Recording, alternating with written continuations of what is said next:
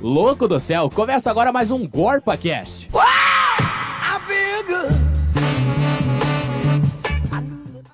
Fala galera, está no ar mais um GorpaCast da Editoria de Cultura Pop, toda sexta-feira aqui pra vocês. Eu sou Camila Maciel, a Sandy infelizmente não pôde vir hoje, mas fica os nossos abracinhos pra ela. E eu estou com um convidado ilustre aqui, meu amigo Iago Ribeiro. Oi. Olá, Iago Ribeiro. Grande aficionado por Life is Strange, faz desde 2016. Pois é, e esse jogo maravilhoso vai ser o tema do nosso podcast de hoje. Ele é um jogo que foi lançado entre o começo e o final, em outubro de 2015. Ele é dividido em 5 episódios. Ele é lançado pela Dotnode e ele é mais ou menos um jogo interativo. Porque você vai fazer escolhas sobre a vida do personagem durante o jogo e esse rumo vai decidir o teu final, vai decidir as coisas que vão acontecendo. É um jogo que eu particularmente também adoro. Joguei desesperadamente ano passado. E, assim, você quer contar um pouco da história do jogo? O jogo Life is Strange ele é um storytelling, como se disse, em 5 capítulos. Ele tem muito sistema da Telltale, que é você fazer escolhas para personagem. Não é tão forte no Life is Strange, por causa que muitas das alterações na história você faz na hora, e não é por pequenas ações, que nem são nos outros jogos. A história é a Max, que é uma personagem... Isso. Dá pra dar spoiler, tranquilo? Pode dar spoiler. Ela é uma adolescente normal hipster, tem que deixar claro isso. Diferente... Fã de fotografia. Super aficionada. E ela volta para a cidade natal dela, que é Arcadia Bay, por causa que um fotógrafo muito famoso começou a dar aula na escola da cidade.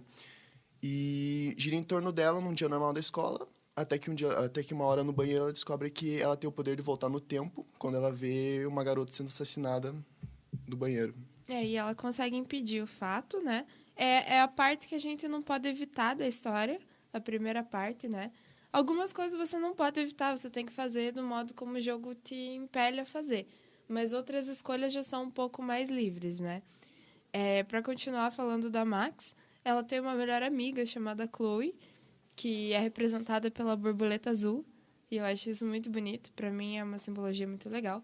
E vai tratar também dessa relação entre as duas e da importância disso. Será que damos um spoiler do final? Se tá liberado spoiler desde o início. Tá liberado. Então, tá liberado. Então, eu vou terminar de contar um pouquinho da história. Então, na verdade, ela vai para essa escola de fotografia, né? Ela tem um sonho dela. E, pelas fotos, ela descobre que ela pode viajar para aquele momento da foto. Não só alterar na realidade ali dela. Várias coisas acontecem, mas daí já é spoiler demais. O poder dela de viagem no tempo é uma mistura de vários tipos de viagem no tempo que é apresentado na cultura pop. Isso que é bacana. Por exemplo, ela olhar para a foto e voltar é muito efeito borboleta do filme do Ashton Kutcher. Ela simplesmente dá um rewind, que ela estica a mão e volta um curto período de tempo. Uhum. Ela se desloca, e não é muito explicado, é bem estranho, mas ela pode se deslocar, ela está em um lugar, vai para o outro, ela volta e ela fica naquele lugar onde ela estava por último. Uhum. São vários poderes de viagem no tempo que é muito legal porque é de referência a vários filmes de cultura pop sobre o assunto. Exatamente. E essa história dela se deslocar, pra mim, faz muito sentido. Porque você só voltar no tempo que você tava naquele momento, ele é uma coisa legal. Mas, assim, pra ser viagem no tempo, você tem que ter uma consciência não só temporal, como espacial.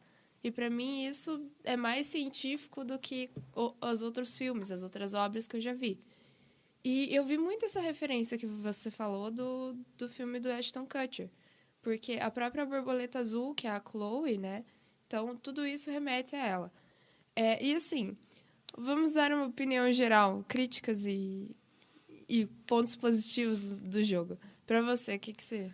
Eu não posso falar muito, eu vou tentar ser o máximo imparcial aqui, porque é meu jogo favorito, eu tenho uma gama de jogos muito grande. Pra ele ter sido meu favorito, me afetou muito.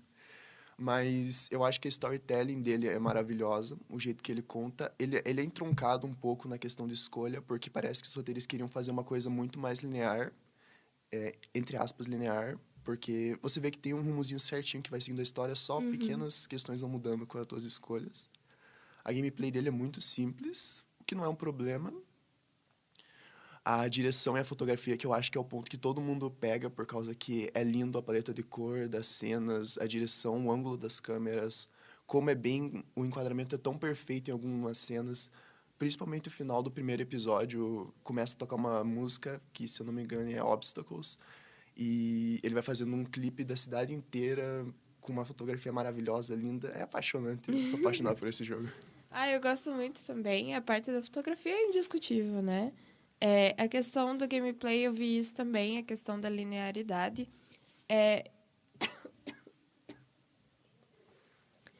Eu penso que, por essa questão da linearidade, assim, eu demorei muito tempo para conseguir terminar o jogo.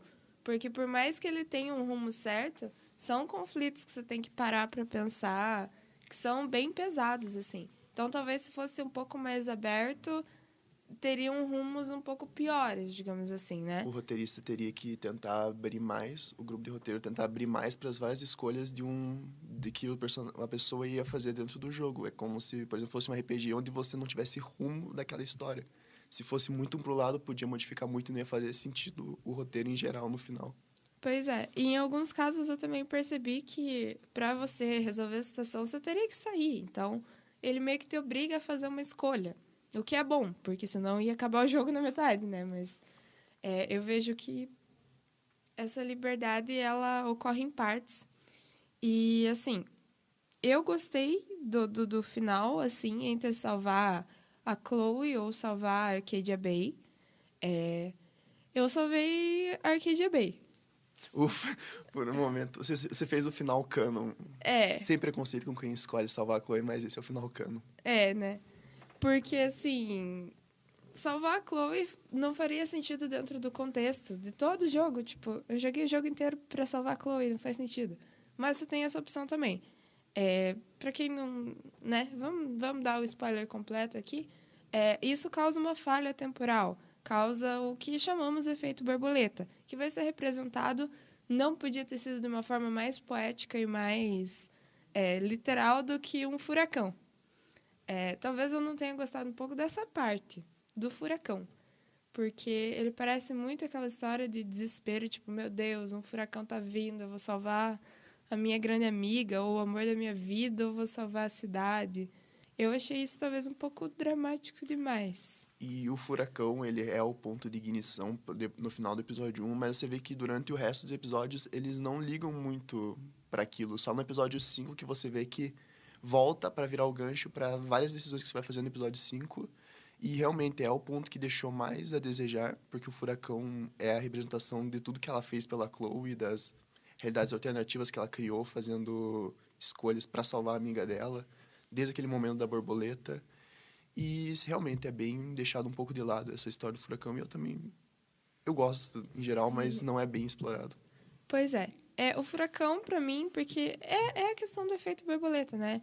O bater de asa da borboleta aqui causa um furacão lá. Talvez eu não precisasse ser tão literal essa tradução, né? Talvez fosse um pouco mais metafórica, seria mais interessante. Mas, assim, eu gostei muito que no final ela tem que escolher entre uma ou outra coisa. Eu achei que ela ia ter que escolher entre a família dela, entre o pai da Chloe, alguma coisa assim. Mas ela ter que escolher entre a Chloe, depois de tudo que ela passou para salvar a Chloe. Nossa, isso pra mim mexeu bastante comigo. E é um final que você vê ali que tá tudo a perder. Porque quando você joga Life, você entra muito no mundinho. Você gosta... Eu acho que não tem um personagem que eu odeie, tipo... Não, tem sim. Acho que tem aquele certo personagem. Mas quando você entra no mundo e você faz tudo, você conversa com todo mundo, você gosta e conhece todo mundo. Ninguém é preto ou branco. Todo mundo tem o seu lado bom, o seu lado ruim. Até o, entre aspas, vilão, que é o Nathan. Depois que você vai lendo as coisas que escreve, vê que o pai dele... era um escroto. Você compreende, né, a tortura dele ali. Você vê, daí, isso eu acho muito bom. E botar esse final, escolher entre esses dois, eu acho muito, não vou dizer injusto, mas muito claro e óbvio. Mas o pessoal, eles têm um amor muito grande pela Chloe, então eu acho que eles botaram pra quem gostava muito da Chloe salvar.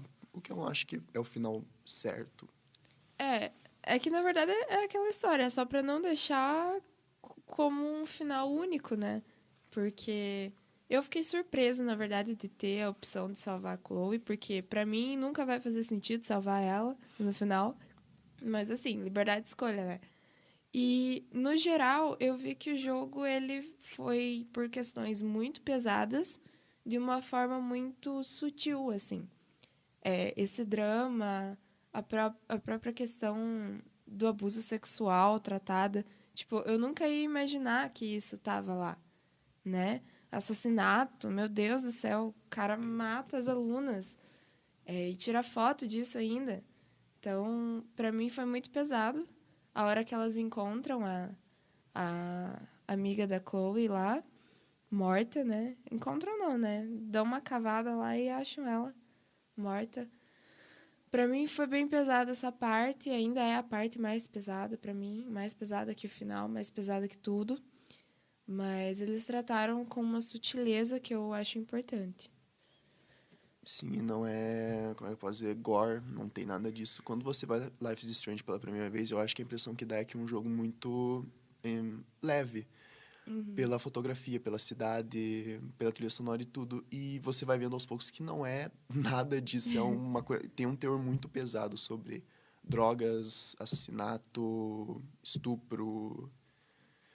Várias questões super pesadas que são retratadas num mundo, entre aspas, bonito que é Arcadia Bay. Pois é, e eu achei isso muito real também, esse tratamento. Tipo, não tem nenhuma situação que eu pensei assim, nossa, ia ser muito diferente se fosse na realidade. Furacão, talvez, né? Mas assim, o próprio conflito dela, ele é muito similar à nossa realidade. E eu não esperava. Eu adiei bastante para jogar Life is Strange, tanto que eu joguei só no passado.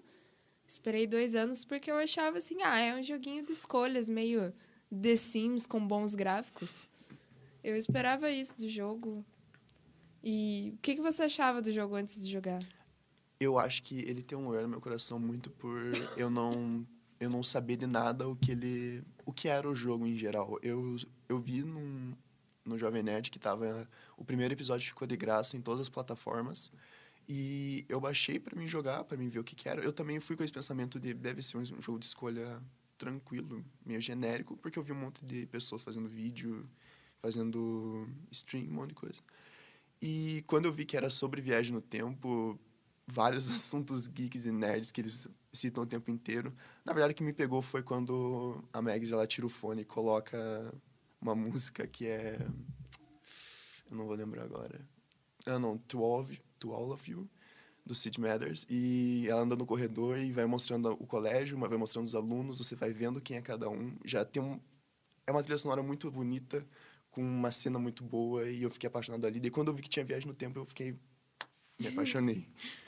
Eu achei muito bom que você tenha essa interatividade, mesmo com as coisas que não são da história, que às vezes não façam muita diferença.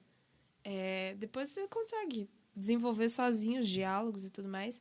Mas esses extras, nossa, eu sou muito fã de extra, sou muito fã de interatividade. E isso foi o que me pegou. Porque eu vi gameplay também, e eu olhei e falei assim, meu Deus, não era o que eu pensava. Não era bem assim. E para quem se interessa pelo jogo, agora eu, pelo menos, consegui todos os episódios de graça na PlayStation Network. As plataformas são PS4, Xbox One, Xbox 360, Steam. PS3, Steam, iOS. Tem várias plataformas. Isso é legal também, porque ele abriu para várias pessoas jogarem. Eu gostei muito. E eu consegui de graça. Eu achei isso impressionante. Eu consegui todos os episódios de graça. Não sei se era uma promoção ou o quê. E não é nem caro o jogo, quando entra em promoção em qualquer... Esqueci. Qualquer loja de qualquer plataforma fica por R$ 9,90 em promoção. Então é muito barato. É bem fácil. Consegui o primeiro episódio de graça. Para quem tiver interesse de jogar, aconselho muito a jogar, que é maravilhoso. Galera, confiram o primeiro episódio, vocês vão se apaixonar. Então, gente, nós vamos ficar por aqui hoje. Então, quem tem interesse em jogar, a gente vai deixar alguns links aí embaixo na descrição do nosso vídeo. E se você gostou, comenta, curte na nossa página do Facebook ou na nossa página do YouTube, as duas, GorpaCast. A editoria de cultura pop vai ao ar toda sexta-feira, então vocês fiquem ligadinhos. Então, muito obrigada, Iago, por estar aqui. É um prazer imenso receber um amigo aqui no podcast. E até mais. Até mais. Tchau, galera.